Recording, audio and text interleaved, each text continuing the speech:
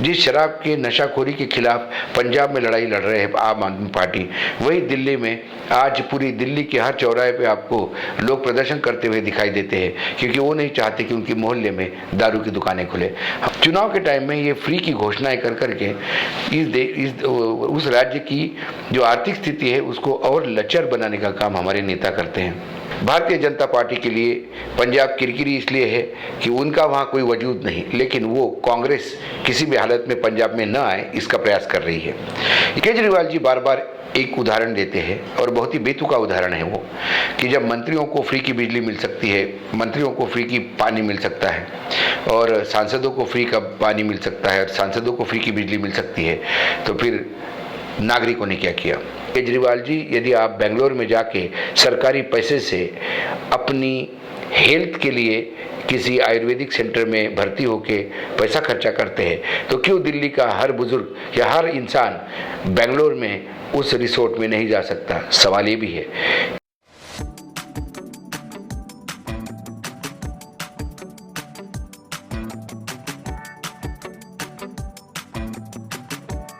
नमस्कार, स्वागत है आपका हिंद वॉइस में। लेकर आया हूं आपका अपना कार्यक्रम अशोक वानखड़े बोलता है। अशोक वानखड़े बोलता है तो फिर अशोक वानखड़े तोलता है, और इस बार तुलेंगे केजरीवाल जी। केजरीवाल जी इसलिए कि 2022 में 5 राज्यों के चुनाव होंगे। 2022 मतलब लंबा नहीं है, 1 महीने बाद शायद दिसंबर महीने में ही 5 राज्यों के चुनाव के नोटिफिकेशन आ सकते हैं, क्योंकि फरवरी तक वोटिंग होना है, मार्च में नई विधानसभाएं बननी है। केजरीवाल जी की नज़र उत्तर प्रदेश पे तो है ही, लेकिन पूरी ताकत उन्होंने झोंक दी है पंजाब में। पंजाब में पिछली बार उनको अच्छी सीटें मिली थी, अच्छा समर्थन मिला था। इस बार वो चाहते सरकार बनाए, लेकिन थोड़े लेट हो गए। पंजाब में कांग्रेस ने अपना मुख्यमंत्री दलित बनाकर एक नया कार्ड खेला और कैप्टन अमरिंदर सिंह की इनकम्बेंसी उन्हीं के साथ भारतीय जनता पार्टी को गिफ्ट दी। मैं इसलिए गिफ्ट दी कह रहा हूं क्योंकि भारतीय जनता पार्टी के साथ वो अपनी पार्टी बना के चुनाव लड़ने की घोषणा कर चुके हैं। अकाली दल ने बीएसपी के साथ समझौता करके एक जो दलित वोट बैंक है 30-32% पंजाब में, उस पर हमला, उसको अपने साथ खींचने का प्रयास किया है। बीएसपी की वैसा देखा जाए तो गंगोत्री जो है वो चलती ही पंजाब से है। बहुत कम लोग जानते होंगे कि बीएसपी का जन्म पंजाब में हुआ। पंजाब में जो DS4 काशीराम जी बना के आए थे और पंजाब से उन्होंने संघर्ष शुरू किया था, वो संघर्ष उत्तर प्रदेश में पहुंच गया और उसके बाद एक बहुजन समाज पार्टी, एक राजनीतिक दल ने शक्ल ली, जन्म लिया।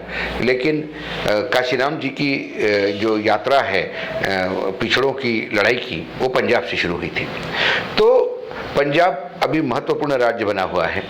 भारतीय जनता पार्टी के लिए पंजाब किरकिरी इसलिए है कि उनका वहाँ कोई वजूद नहीं, लेकिन वो कांग्रेस किसी भी हालत में पंजाब में न आए इसका प्रयास कर रही है। इसी के बीच में आम आदमी पार्टी ने एक घोषणा कर दी कि हर महिला जिसकी उम्र 18 से ज़्यादा हो उसे वो 1000 रुपये महीना देंगे।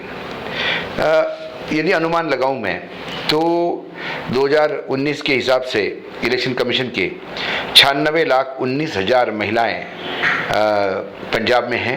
अभी 2021 तक ये बढ़ भी गई, तो हम इसको मोटे तौर पे 1 करोड़ माने तो 1 करोड़ महिलाएं को हर महीने 1000 रुपये देना, इसका मतलब 1000 करोड़ रुपए हर महीने के, तो 12,000 करोड़ रुपए हर साल के, 60,000 करोड़ रुपए 5 साल के, ये अनुमानित है।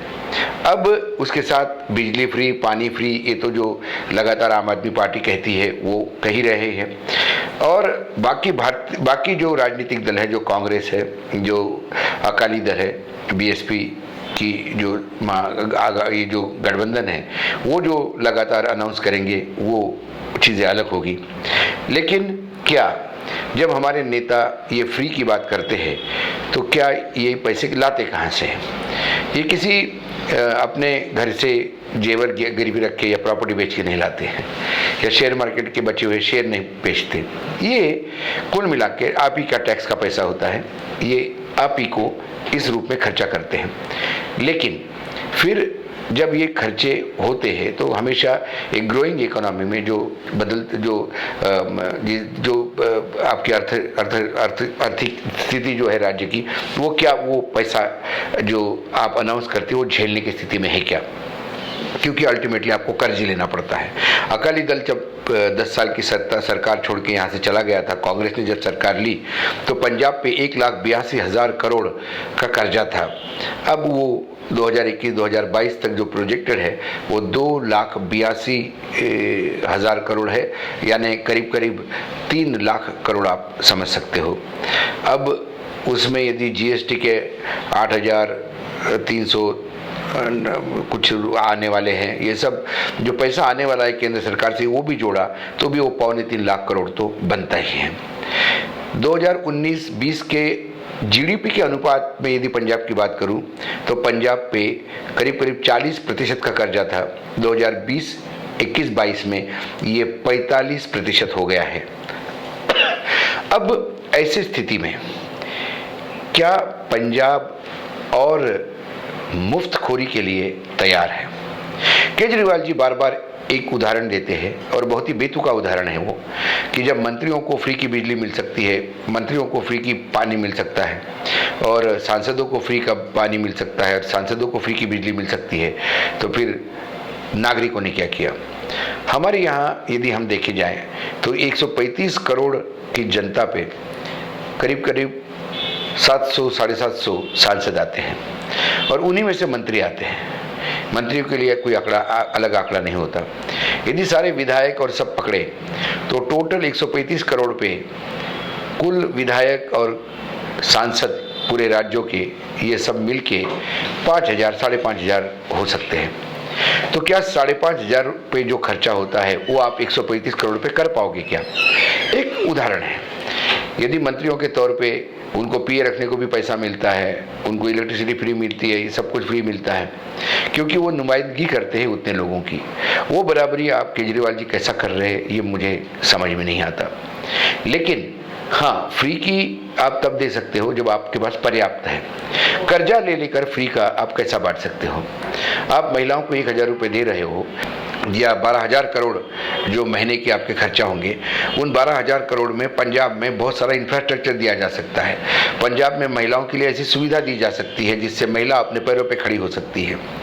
ये जो फ्री का देने का जो शगुफा चला है, इसको मैं यदि अपने भारत के इतिहास में देखूं तो मैं थोड़ा सा पीछे जाऊं तो 1967 में डीएमके के जो फाउंडर थे अन्नादुराई, इन्होंने 1967 में 4.5 किलो चावल 1 रुपये में देने की घोषणा की थी और बहुत पॉपुलर हो गई थी तमिलनाडु में और वो चुनाव भी जीत गए थे। उसके बाद तमिलनाडु में ये होड़ सी लग गई है और 1967 से 2021 तक 2021 तक वहाँ जनता को क्या क्या फ्री मिल रहा है, यदि मैं ये बता दूँ तो आपकी आंखें खुली की खुली रह जाएगी। वहाँ फ्री राइस मिल रहा है, साइकिल मिल रही है, लैपटॉप मिल रहा है, मिक्सर ग्राइंडर मिल रहा है, टीवी मिल रहा है, पंखा मिल रहा है, चप्पलें मिल रही है, पालतू जानवर यदि किसानों को मिल रहे हैं, गाय भेड़ बकरियाँ ये भी मिल रही है, पावर तो मिल ही रहा है, फिर शादी के लिए सोना मिल रहा है, 100 रुपये के गिफ्ट हैम्पर मिल रहे हैं हर राशन कार्ड को हर त्यौहार पे। उसके बाद 2,000 रुपये 60 लाख बीपीएल के नीचे जो लोग हैं उनको 2,000 रुपये महीना दिया जाता है और फ्री फूड अन्ना कैंटीन में दिया जाता है। और उसके बाद 2 एकड़ ज़मीन जिनके पास ज़मीन नहीं है उनको दी जाती है, जो मजदूर है खेत पे काम करने वाले। फ्री के गैस स्टोव मिल रहे हैं और 300 रुपये अनएम्प्लॉयमेंट स्टाइपेंड मिल रही है जो लोग नहीं हैं।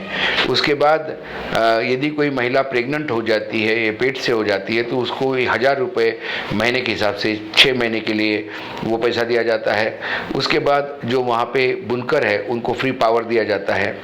साड़ी धोती इसका चलन तो कंटिन्यूस है ही। ये तमाम बातें देख के चेन्नई हाईकोर्ट ने मद्रास हाईकोर्ट ने एक बार टिप्पणी भी की थी। उन्होंने कहा था कि आप देश के इस चेन्नई के मतलब तमिलनाडु के लोगों को आलसी बना रहे हो, क्योंकि सभी चीज़ें यदि उनको घर पे मिले तो फिर वो काम क्यों करेंगे। हमारे देश में तमिलनाडु में बाहर का लेबर बहुत है। इसका मायने ये नहीं कि तमिलनाडु में लोग कम हैं, वहाँ लोग काम ही नहीं करना चाहते। हमने मनरेगा में देखा, जब मनरेगा में बहुत ज़्यादा तनख्वाह, अच्छी खासी पैसा मिलता है और सस्ता चावल मिलने लगा है, तो वहाँ पे खेती में काम करने वाले लोग नहीं मिलते। बार बार बिहार यूपी से लोग लेके जाने पड़ते हैं खेती में काम करने के लिए। क्यों पंजाब में आज खेती में काम करने के लिए लोग नहीं है? क्योंकि उनको सारी चीज़ें मुफ्त की मिल रही हैं। और यदि उनको लगता है कि 1,000 रुपये वो दे सकते हैं, तो फिर वर्तमान में जहाँ दिल्ली सरकार में वो काम कर रहे हैं, जहाँ मुख्यमंत्री है, दूसरी तीसरी बार चुनाव जीत के आए हैं, तो फिर वहाँ 1,000 रुपये महिलाओं को क्यों नहीं देता, ये भी सवाल है। चुनाव के टाइम में ये फ्री की घोषणाएं कर करके उस राज्य की जो आर्थिक स्थिति है उसको और लचर बनाने का काम हमारे नेता करते हैं। हमारे मतदाताओं को ये ज़रूर सोचना होगा कि कोई चीज़ फ्री की नहीं आती, आपके इस पॉकेट से निकाल के उस पॉकेट में डाली जाती है। मुझे याद है जब मैंने कहा था, केजरीवाल जी पहली बार चुनाव लड़ रहे थे और एक कॉन्क्लेव में जब सवाल पूछा था मैंने कि आप ये जो 300 यूनिट फ्री की बिजली और पानी दे रहे हैं, इसका आप कहाँ से पैसा लाएंगे, क्या आपका सब्सिडी का मॉडल है? तब उन्होंने हंसते हुए कहा था कि सब्सिडी का मॉडल छोड़ दीजिए, सब्सिडी होती नहीं है, हम सब्सिडी किसी को नहीं देंगे, हम बिजली की चोरी रोकेंगे और उससे जो पैसा कमाएंगे वो लोगों पे खर्चा करेंगे। लेकिन आज बजट में यही केजरीवाल सरकार 3,000 करोड़ रुपए, 3,500 करोड़ रुपए सब्सिडी के लिए पैसा रखते हैं। इसका मतलब फिर मॉडल वही है, सब्सिडी लेके इधर से लेके उधर से देना है। लगातार आप लोगों को पैसा देते जाओगे, कर्जा माफ़ करते जाओगे, इससे लोगों की आदत ही खराब नहीं होती। लोगों के पास जो मिलता है उससे लोगों की काम करने की आदत छूट जाती है। महात्मा गांधी हमेशा कहते थे कि लोगों को रोज़गार उपलब्ध करवाइए, लोगों को उस जो काम करता है उसको मार्केट उपलब्ध करवाइए, किसानों की उपज के लिए मार्केट उपलब्ध करवाइए, ना कि उनको बैसाखी लगातार ये मुफ्तखोरी की बैसाखी देकर उनको उनकी आदत बिगाड़िए। और आज इस देश की स्थिति ये हो गई है कि हर चीज़ लोग सोचते हैं कि ये बिल नहीं देना पड़े क्योंकि कुछ दिनों के बाद ये बिल माफ़ हो जाएंगे, चुनाव आएंगे तो। ये चुनावी रणनीति के तहत जब जब ऐसी घोषणाएं होती हैं, इस घोषणाओं के आगे पीछे कोई कैलकुलेशन नहीं होता और बार बार बोला जाता है कि हम करते हैं। उन्होंने कहा कि हम रेत का माफिया रोकेंगे, उन्होंने कहा कि हम बाकी जो माफिया, ड्रग माफिया है उनको रोकेंगे। तो ड्रग माफिया और रेत का माफिया रोकने से आप पैसा कहाँ से आओगे? यदि आपको लगता है रेत की रॉयल्टी का पैसा आपको मिलेगा और यदि आपको लगता है कि ड्रग की रॉयल्टी का पैसा मिलेगा या ड्रग क्या आप लीगलाइज करने जाओगे? हास्यास्पद है। दिल्ली में शराब की नीति बदली है। जिस शराब के नशाखोरी के खिलाफ पंजाब में लड़ाई लड़ रहे हैं आम आदमी पार्टी, वही दिल्ली में आज पूरी दिल्ली के हर चौराहे पे आपको लोग प्रदर्शन करते हुए दिखाई देते हैं क्योंकि वो नहीं चाहते कि उनकी मोहल्ले में दारू की दुकानें खुले। हमारे यहाँ नई एक्साइज पॉलिसी के तहत शायद हर वार्ड में दुकान खुलने जा रही है, रात को 12 बजे तक दुकानें खुली रहेगी। बहुत सारी चीज़ें हैं जो दारू के चलन को बढ़ावा देगी, लेकिन इससे सरकार के पास रेवेन्यू तो आ सकता है, लेकिन क्या दारू पीकर आपकी जो प्रजा है, जो जनता है, जो वोटर है, उनकी सेहत का ख्याल किसने रखा है? इसके बारे में कोई बोलने को तैयार नहीं है क्योंकि सबको पैसा चाहिए, सबको वोट चाहिए, सबको लुभावने वादे करने हैं। उन लुभावने वादों के पीछे एक चक्रव्यूह होता है। मतदाता हमेशा उस चक्रव्यूह में फंसता है और उसका अभिमन्यु होता है, क्योंकि यदि मतदाताओं का लगातार इन चीज़ों से भला हुआ होता, यदि तमिलनाडु में इतनी सारी फ्री की चीज़ मिलने के बाद लोगों का भला हुआ होता तो तमिलनाडु का GDP सबसे ऊपर होता तो तमिलनाडु में राम राज्य स्थापित हुआ होता। वहाँ क्यों आज भी अराजकता है? वहाँ क्यों भी लोगों के बीच में अनरेस्ट है? इसलिए कि लोग काम करने के आदी नहीं। जब आप खाली बैठते हो तो आप झगड़े करते हो, ये अक्सर हमने देखा है। तो यही कारण है कि लगातार जो लोग फ्री का देने की बात करते हैं उन्हें ये सवाल जरूर पूछिएगा कि आप ला कहाँ से रहे हैं। वो कहेंगे कि मंत्रियों को अधिकार है तो आपको क्यों नहीं? अधिकार तो बहुत कुछ है। यदि आप सरकारी गाड़ी में घूमते हैं और केजरीवाल जी यदि आप बेंगलोर में जाके सरकारी पैसे से अपनी हेल्थ के लिए किसी आयुर्वेदिक सेंटर में भर्ती होके पैसा खर्चा करते हैं तो क्यों दिल्ली का हर बुजुर्ग या हर इंसान बेंगलोर में उस रिसोर्ट में नहीं जा सकता? सवाल ये भी है। इसलिए ये कहना कि मंत्रियों को फ्री मिलता है तो आपको क्यों नहीं मिलना चाहिए? मंत्री लोगों को रिप्रेजेंट करते हैं। यदि जितना खर्चा, जितना पैसा सांसदों पे खर्चा होगा वो हर उसके मतदाता पे खर्चा होने लगा तो शायद इस देश को विश्व का कोई भी देश बचा नहीं पाएगा। लेकिन ये बेतुकी बातें हैं, ये इमोशनल कार्ड खेलते हैं कि भाई सांसदों को फ्री मिलता है तो आपको क्यों नहीं, और लोगों को भी लगता है कि जब फ्री का मिल रहा है तो क्यों नहीं ले। हमारे हिंदी में एक कहावत है, फुकट का चंदन घिस मेरे नंदन, यही हाल सब नेताओं का हो रहा है। कर्जे पे कर्जे बढ़ रहे हैं, हर राज्य डेट ट्रैप में है। नरेंद्र मोदी जी जब गुजरात में मुख्यमंत्री बन गए थे तो गुजरात पे नहीं के बराबर कर्जा था। जब 3 बार मुख्यमंत्री बने 15 साल के उनके राज्य के बाद, जब वो दिल्ली आए तो गुजरात शायद देश का सबसे बड़ा कर्जदार राज्य था। कर्ज लेके दिवाली तो हर एक मनाते हैं, लेकिन अपने पैसे से दिवाली मनाने वाले बहुत कम हैं। हमारे देश में वो नेता चाहिए जो वस्तुस्थिति सामने रखे, आपके लिए विकास की बात करे, ना कि फुकट की चीज़ देकर आपकी आदत बिगाड़े। ये आज हिंदू वॉइस पे यही मैं आपके लिए लेके आया हूँ। फिर आऊँगा अगले सप्ताह या अगली बार कुछ नए विषय के साथ। तब तक के लिए नमस्कार, लेकिन देखते रहिएगा हिंद वॉइस।